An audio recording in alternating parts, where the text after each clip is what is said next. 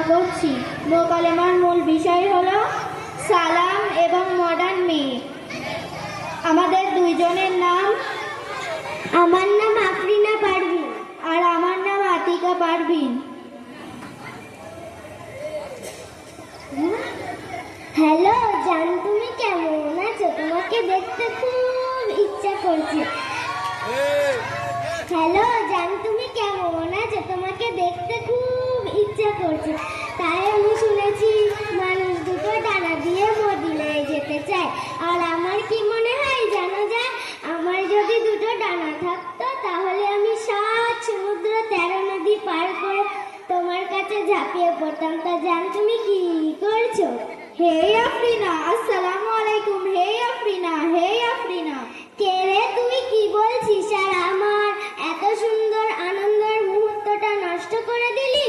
আরে আমি তো ছোটবেলার বান্ধবী আতিকা বলছি। এমন ভাব করছিস যেন আমাকে চিনতে পারছিস না, যে তোকে বারবার নামাজের কথা বলতো।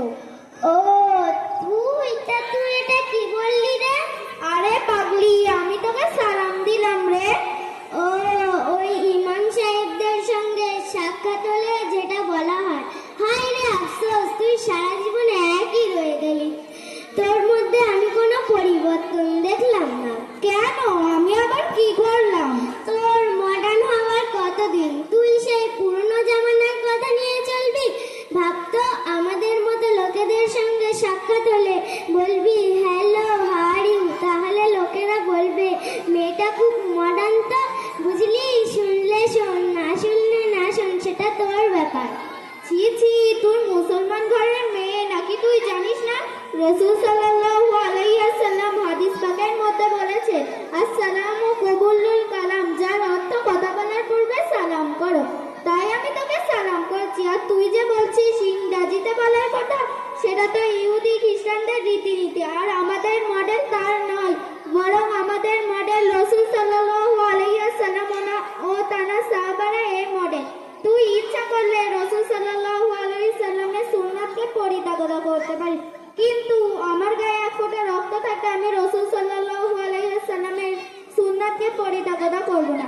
কারণ আমাদের গ্রামের ইমাম সাহেব হাফেজ কারি মাওলানা মাসুদুর রহমান ও হাফেজ মাওলানা খাদিমুল ইসলাম সালামের গুরুত্ব কতটা বুঝিয়েছেন বুঝলি দুনিয়ার পাগলি বান্ধবী আমার। আচ্ছা, আখেরাত পাগলি বান্ধবী আমার, তুই সালামের গুরুত্বটা বলতো দেখি। সালামের কতটা গুরুত্ব? তাহলে শোন, সালামকারী ভাই ভাইয়ের মাঝে ও বন্ধুত্বের মাঝে শান্তি বাড়িয়ে দেয় এবং আমাদের মাঝে শান্তির ঝর্ণা ছড়িয়ে দেয়।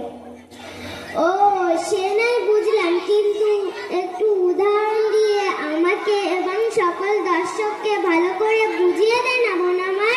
ঠিক আছে, তাহলে শোন, তোর যদি কারোর সাথে ঝগড়া হয় তুই তাকে সালাম দিবি। সে যদি প্রকৃত মুসলমান হয় দেখবি তার মন গলে যাবে। তুই দেখিস না ভাই ভাইয়ের মাঝে মারামারি কাটাকাটি লেগে থাকে, বন্দুক তরোয়ালের প্রয়োজন হয়, কিন্তু মারামারি কাটাকাটি ছাড়াই সেটি মিটে যায় সালাম নামক মহামূল্য রক্ত দ্বারা। এটাই তো সালামের গুরুত্ব। আচ্ছা বোন, তুমি এত সুন্দর সুন্দর কথা কোথা থেকে শিখেছ? তুমি আমার কাছে সুন্নাতের ব্যাপারে খুব সুন্দর উদাহরণ পেশ করছো।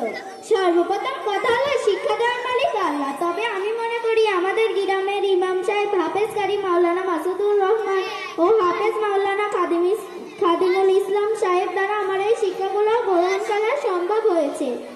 আচ্ছা বোন, তোমাদের মক্তবে কি শুধু কোরআন শেখানো হয় আর অন্য কিছু শেখানো হয় না? না রে বোন, শুধু কোরআন শেখানো হয় না। কোরআন শিক্ষার পাশাপাশি তাদের মক্তবে ওযু, নামাজ, গোসল, কিভাবে ভাত খেতে হবে, কিভাবে পিতামাতার সঙ্গে ব্যবহার করতে হবে এবং আমাদের জীবনে এটাই প্রয়োজন, ইসলামের অনেক কিছু শিক্ষা দেওয়া হয়। আচ্ছা ঠিক আছে, আমি তাহলে তোমাদের মক্তবে যাব, কিন্তু আমি যে গুনাহ করেছি তার ক্ষমা হবে না বোন আমার? কেন শোনা যাক বোন আমার, এমন কি করেছো যে ক্ষমা হবে না? কে বলেছে? অবশ্যই ক্ষমা হবে। তুমি শুনলে অবাক হয়ে যাবে, কারণ আমি যে গুনাহ করেছি। কেমন বলো একটু শুনি। আমি যখন আমার বান্ধবীদের নামাজ পড়তে দেখতাম তখন আমি তাদের সামনে গিয়ে বলতাম, তাহলে তোমরা রোজ দুপুরে পাগলের মতো ওঠা বসা করে তোমাদের এনার্জিটা নষ্ট করেছো? তাই নাকি বোন আমার? শুধু এই নয়, আমি যখন কাউকে রোজা রাখতে দেখতাম তখন আমি তাদের সামনে গিয়ে সুন্দর সুন্দর খাবার খেতাম এবং তাদের বলতাম, তোমাদের এত সুন্দর ফুলের মতো চেহারাকে তোমরা পাটকাঠির মতো করছো কেন? কি দুঃখ বলো তো। আরে বোন, এইসব বিষয়ে তোমাকে একটা মাত্র উদাহরণ দিলে তুমি বুঝতে পারবে ক্ষমা হবে কিনা।